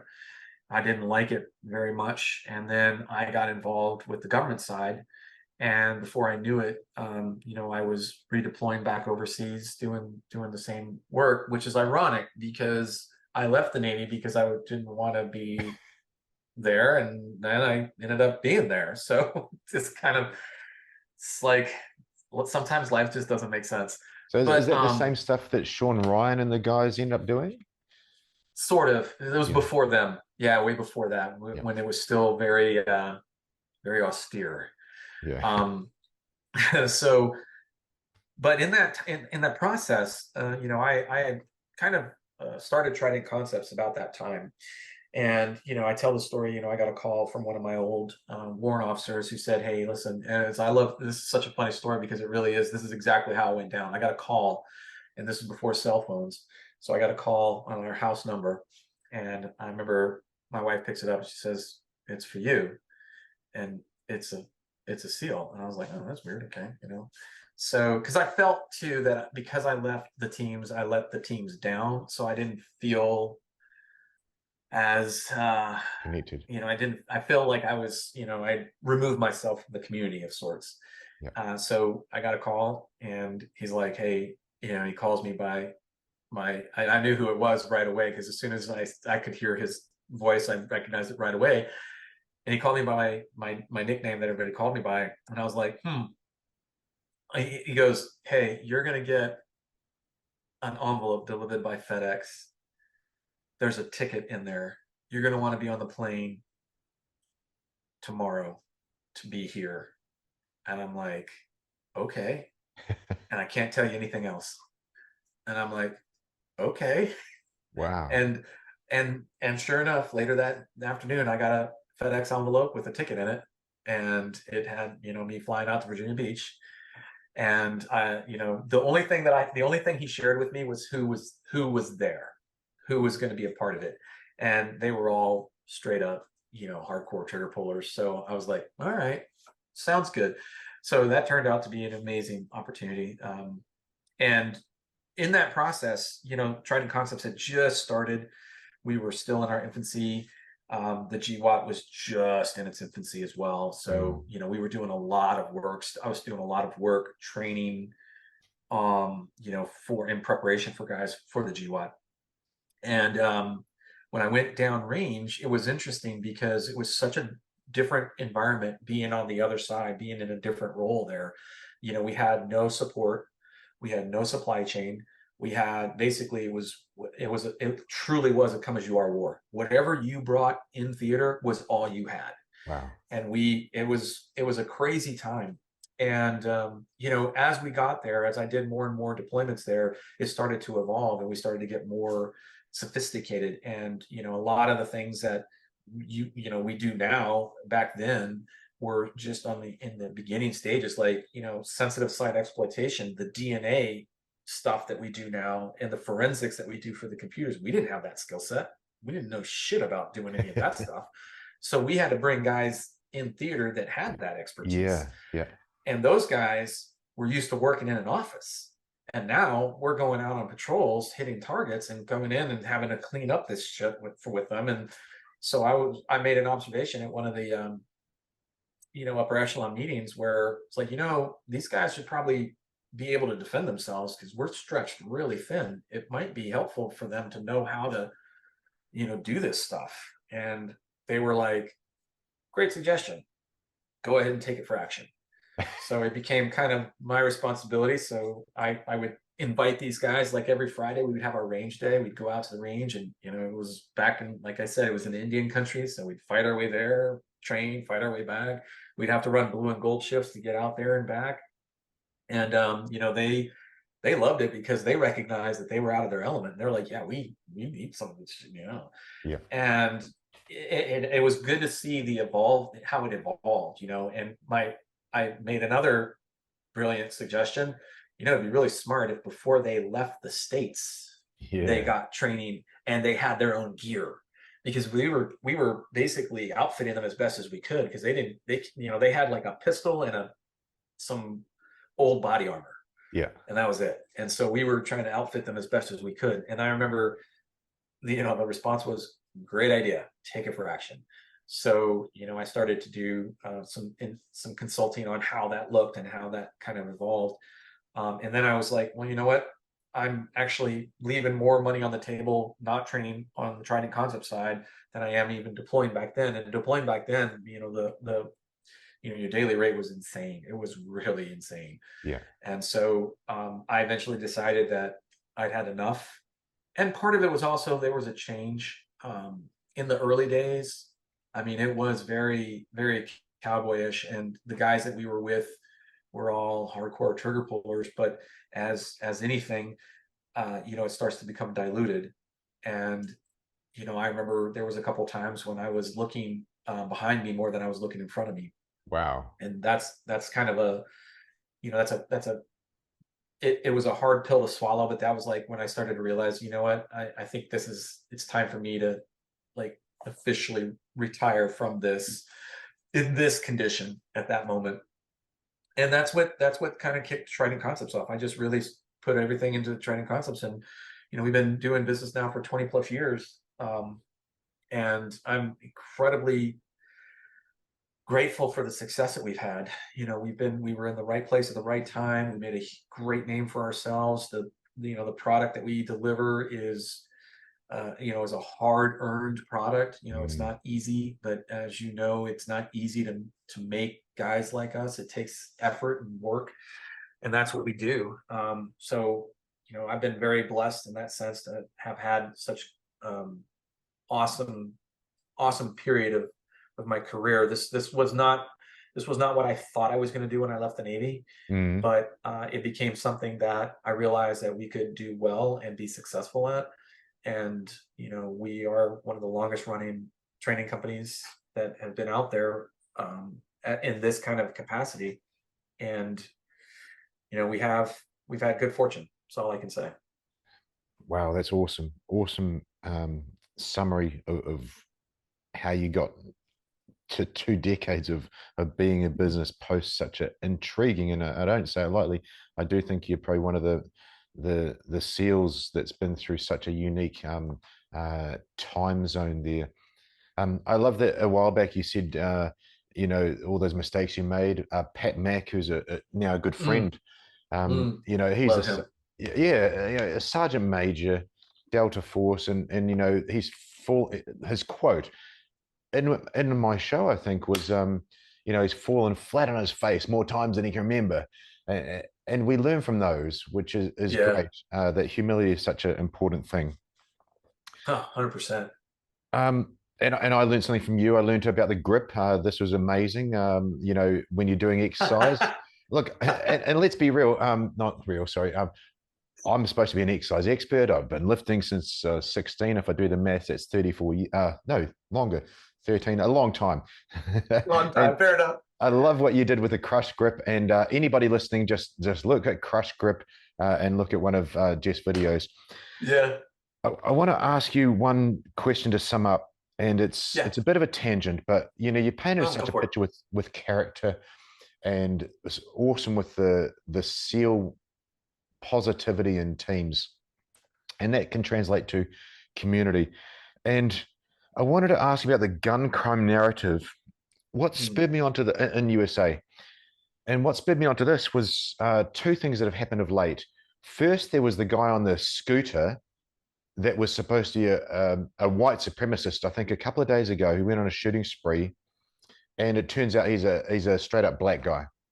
So Oh, right. The trans. yeah, I know, Was that the one in no. Philly? The trans is gonna be the Oh, second one. This one just happened a couple oh, of days ago. He's on a scooter. He's shooting randomly, and he was not a white nationalist. He was actually a Negro male. And then before that, yes, 2 weeks ago, yeah, this turns out to be a black trans uh, guy that's yeah. shot everybody there. So my question, Jeff, you got such a great background there Hmm. behind you, and you're in Texas, Second Amendment, all those things. What the hell is going on with your government's narrative of gun crime versus gun safety and responsible, good people doing the right thing? So there's a couple of things, and there's a lot to unpack there. Mm, The first thing that I try to always, because I have found myself in a de facto position of an authority figure on the subject, and so the first thing that I try to emphasize is changing the narrative a little bit. And what I mean by that is, we need to acknowledge that it's violent crime. It's not gun crime only. There's a lot of violent crime that can all be categorized in the same kind of ballpark, but we alienate all those other types of crimes by just using the term gun violence. mhm. So I choose to use violent crime in general. Um, and I will say this in as blunt a manner as I possibly can, which is that the anti-gun culture that we have here in this country is interested in one thing and one thing only, which is control. And a free society such as ours is only free because we're an armed society. And that the reason for the Second Amendment was to ensure that we never found ourselves back under a tyrannical government. Now, in this day and age, especially what we went through in all over the country, all over the world, the pandemic and how it affected us, I feel as though that really woke a lot of people up to government overreach and the potential for government oppression and what that really means. So I look at it from two perspectives. Number one, we're never going to do anything. We're never going to truly do anything to stop violent crime until we're willing to acknowledge that there are more laws currently in existence that are not being enforced than the number of new laws that want to try to come in and take effect. So in other words, it's still, and it has been, illegal to commit murder Mm, here in this country. That hasn't changed. Yet there hasn't been any true efforts to prosecute those who do commit murder, right? We've had a lot of changes in our legal structure, and part of that is, in my opinion, well, why are we creating all these new laws when it's still illegal to murder? Why don't we just use that law and prosecute them under those laws and make everything like easier for everybody? So that's number one. Number two is, no matter what, we're also not going to ever be able to eradicate evil. I mean, you and I both know this. mm, No matter how many JDAMs we drop, we're not going to get rid of that evil mindset. That evil mindset is always going to exist. And the only thing that you can do to thwart evil is to come at it with good. mhm. And to me, that means that and I have taken this responsibility on here from the self-defense aspect, which is, you know, um, you have a pandemic, you have violent riots, you have defunding the police, and what you've created is an incredibly unsettled environment where people that were agnostic about guns are now very much in favor of guns because of what they lived through during that period, right? Which is a perfect example of the simple fact that the government is not there to truly help you at that moment. unless you happen to have a police officer in your back pocket. And what I always tell people, it's much easier for me to carry a handgun than to carry a police officer. It's just that much easier. So, the other thing that really I think is an important aspect is to think back to our roots, our history, if you will. We fought for our independence. We explored this land. We traveled from one end to the next, exposing ourselves to everything from what the wild could throw at us to all the Native Americans that we made contact with, all of that stuff. And we carved out this nation through adversity, through that kind of pioneering, if you will. And part of that was, part of that process was the ability to defend oneself. And the best means of defense is not, it hasn't changed since then. And it's a firearm. And a firearm is as Samuel Colt says, the great equalizer. So whenever somebody starts to talk to me about gun control, my first question is why? Why are you in favor of gun control? What is your reason? There's two. Number one, I want to understand your why. If I'm going to have a conversation with somebody, and I use that term loosely because a lot of times they're not conversations, they're yelling matches, or they turn into these sorties on on Instagram or Twitter or whatnot. Yeah. So if I can understand your why, it makes it easier for me to understand you and understand what it is that matters to you. Why is this important? Were you the victim? Do you know somebody that was the victim of violent crime? Does that leave an indelible mark on you? Or do you just have always had this aversion to firearms? In which case, I can appreciate that. Firearms was not something that I grew up with. I had to learn firearms, and I learned it at unfortunately for me, a younger age. But I understand that that's not everybody's upbringing. That's not how everybody was. And so there's a natural aversion to that. And I'm okay with that, because that's okay for you to have an aversion to firearms, because nobody is forcing you to own a firearm. Nobody is telling you that you have to own a firearm. But for you to tell somebody else that they can't own a firearm is where I draw the line. It's a personal choice. If somebody wants to own a firearm, go for it. As long as you are legally entitled to possessing the firearm, I've got no problem with it. But it's when somebody is willing to trample over their rights, which according to our Constitution, it is your inalienable right to bear arms. And again, I use these phrases, shall not be infringed. So that means that there's no criterion. There shouldn't be any stipulations. There shouldn't be any permission that you have to ask the government in order to exercise your right. It's the only one that exists. We're seeing a remarkable change in that mindset now, where I think we're at 26, if not 27 states. So more than half the union now has embraced constitutional carry, which means that we recognize the Second Amendment as being your license to carry.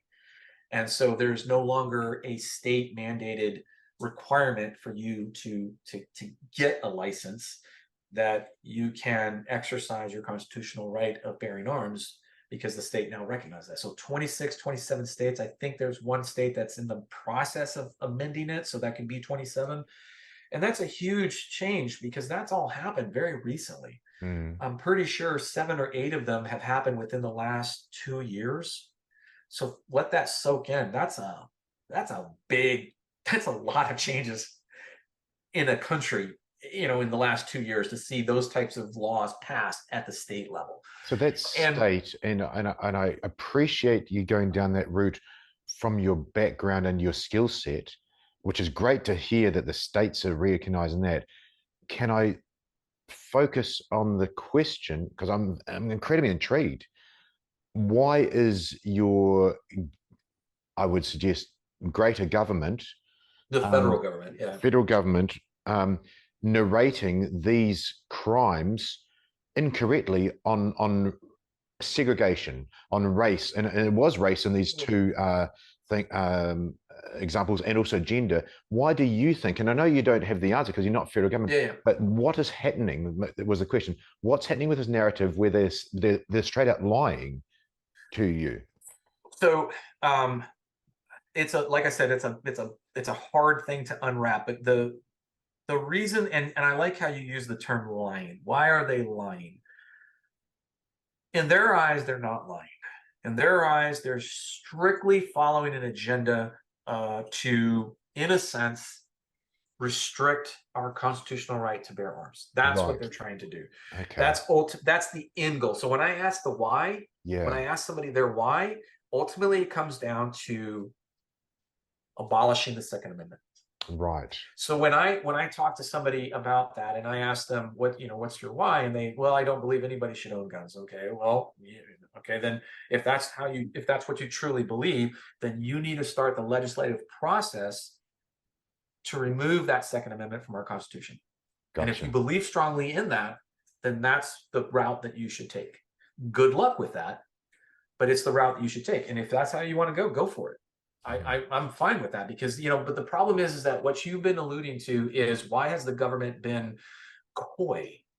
All right, now they're much more brazen in their the I can't really say the facts, but they're more brazen in their insistence on using these like catchphrases, this agenda to in a sense to restrict the American people from being able to exercise a constitutional right. And the reason for that is my original comment, which was control. Yeah. If you look at, and you and I both know this, we've traveled the world, we've seen oppression, we've seen dictatorship, we've seen tyranny, we've seen what it does to those countries and to the people, the citizens of those countries. And every one of those populations, the first thing that happened was the removal of the personal firearm. Nothing could happen. None of those countries would have seen the type of tragedies, the type of atrocities that they saw, if the population had been armed and been able to resist. And people will say, well, how are you going to resist the government? All right. Well, it's not that simple. First of all, I'm not expecting an A-10 Thunderbolt to come down blazing with some 30mm rounds on me. That's not what we're talking about here. We're talking about a mano-a-mano exchange, where and we've seen these types of federal overreaches before that are questionable, in my opinion. Yeah. The Waco Branch Davidian is a perfect example of a questionable use of force by the U.S. government. And when I say questionable, I feel as though decisions that were made clearly proved to be bad. Maybe at the time they thought they were doing the right thing, but in the end of the final analysis, there was a lot of bad things that could have been avoided had better decisions been made at the federal level. So, in my opinion, until I see a reason for a constitutional amendment removing the Second Amendment, I don't see any reason to change my perspective. And I have this theory, I have this philosophy, live and let live. I don't have to force my views on anybody. I have no interest in forcing my views on anybody, but I will defend my views and I will defend my beliefs. And I strongly believe that everybody has the right to life. Everybody has the right to live in the safest manner possible. And some people are not fortunate enough to live in a safe community, or fortunate enough to have a police response that's measured in minutes. Not everybody has that luxury, and it's changing. Obviously, now it's much worse with the police departments being so undermanned across the country. Getting a police response to come to your aid in a crisis, in a time of a critical incident, man, you're really in a bad way if that's your silver bullet, if that's what you have to go for, or if that's what you have to resort to. I mean, like I said, unless you happen to have a police officer in your back pocket, it's not going to be a good outcome, unfortunately. So I think Tony Blair puts it, um, his trademark, sorry, puts it so well. Be your own bodyguard. yeah, Um, yeah, for sure. I was taught a while back, there's no such thing as justice. There's justice and there's a legal system, and self-defense is actually technically just a legal defense. I Correct. just want to maybe tie a bow in what you succinctly said. It's their agenda to take away the Second Amendment, a politician or political group's agenda. What also really scares me and intrigues me, and also makes it hard for me to believe that, is the USA media, not just the USA, but the USA media is colluding with that. Because I was saying, why is the government lying to you? Yes, I saw the government say directly as a press release who the shooter was. A white nationalist was the word, Mm-hmm. and he was black Mm-hmm. on a scooter shooting people.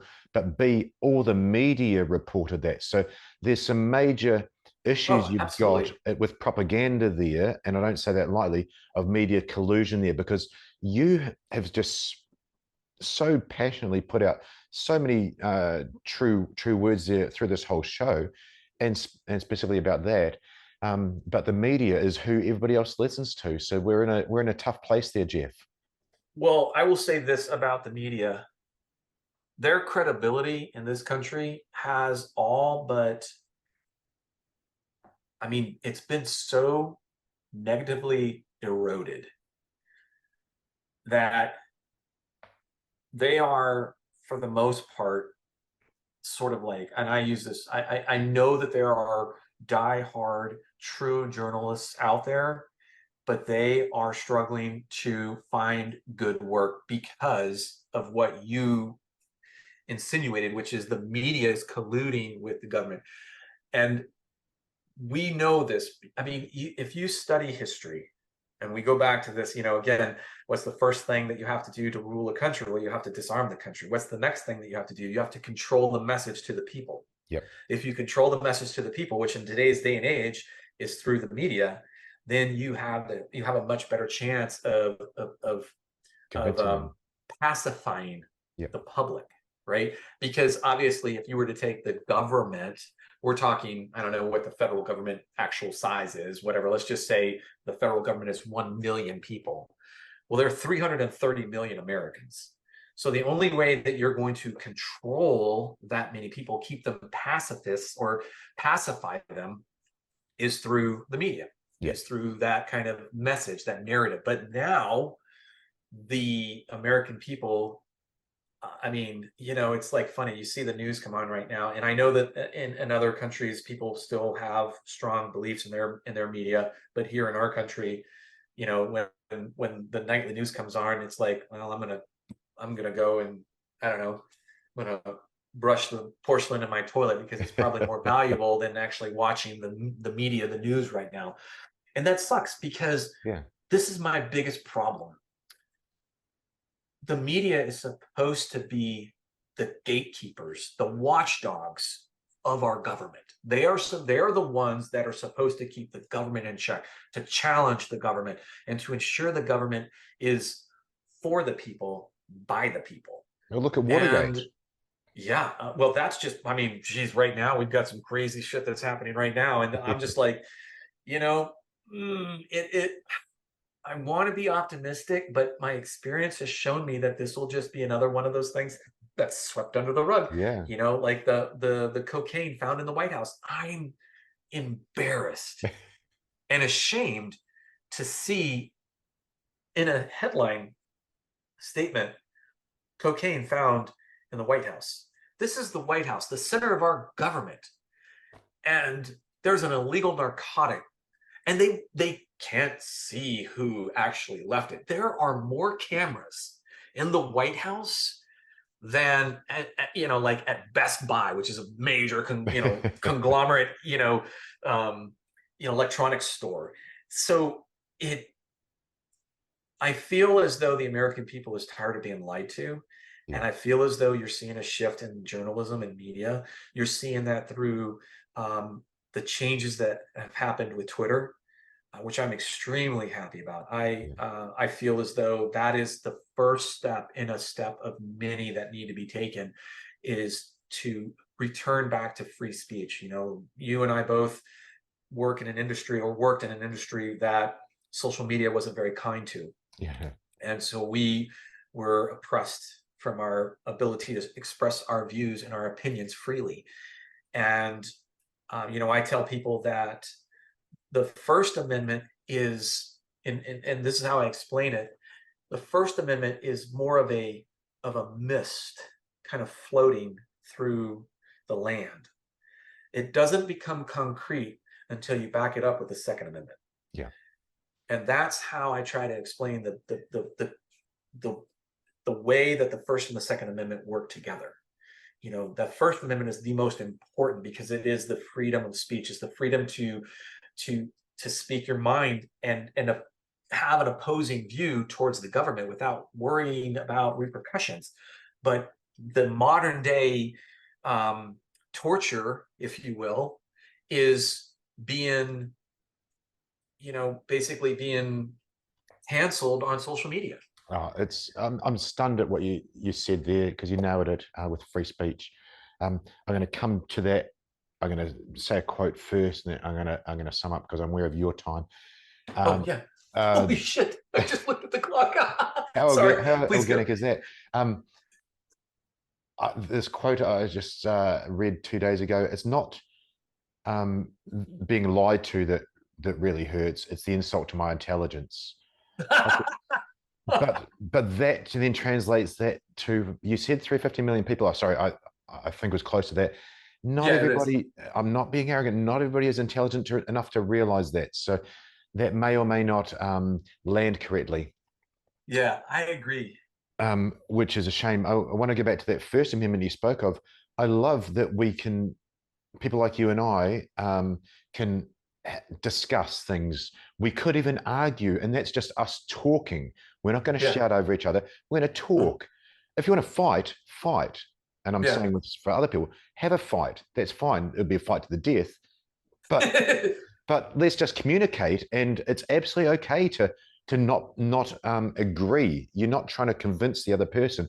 And the reason I'm saying that is because your government and the governments here literally cancelled you, censured doctors. Somebody that's a qualified person was struck off for having an opposing view of speech. So it's really intriguing that we went down that road. I'm quite blown away, and it's interesting to get your take on it, your learned, educated take. And I think you nailed it. It's political direction, political agenda. I don't blame them. It's just not right. But when they have that much power, we need to have some checks and balances, I would suggest.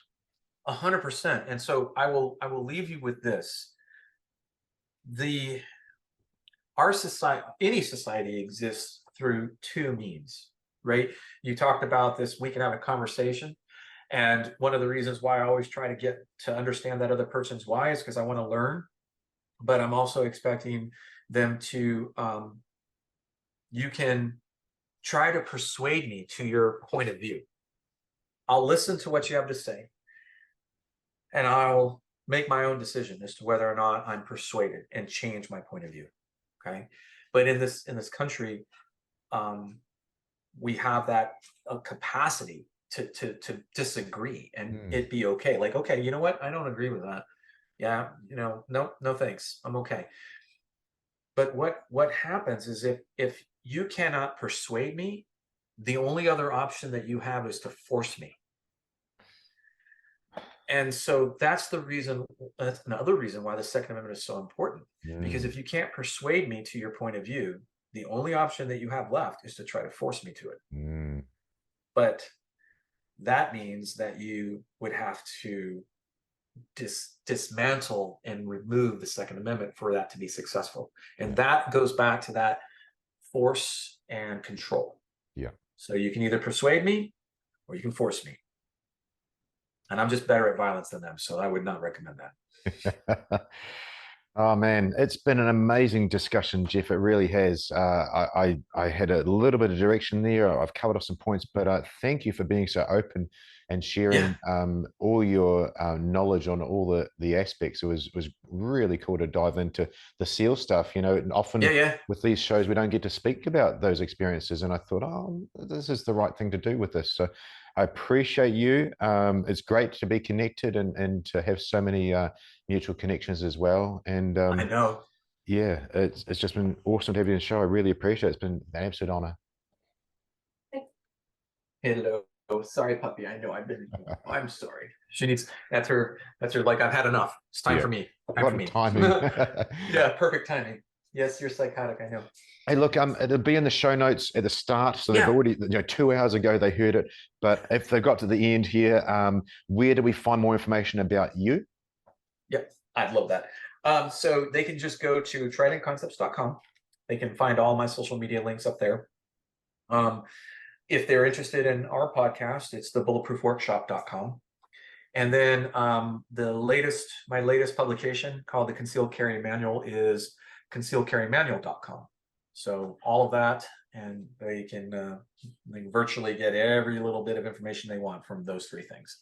Brilliant. Look, I love what you're doing over there. Love the concepts you got, and yeah, it's been just great to have you on the show. I'll hit pause, and we'll have a chat. Thanks, appreciate that. Hi, thanks for watching. I'm Damien Porter, former Special Forces operator, and check out my new project for 2023 at hownottodie.com.au, where I've combined all my Special Forces training and police officer experience to help others. Thanks for watching.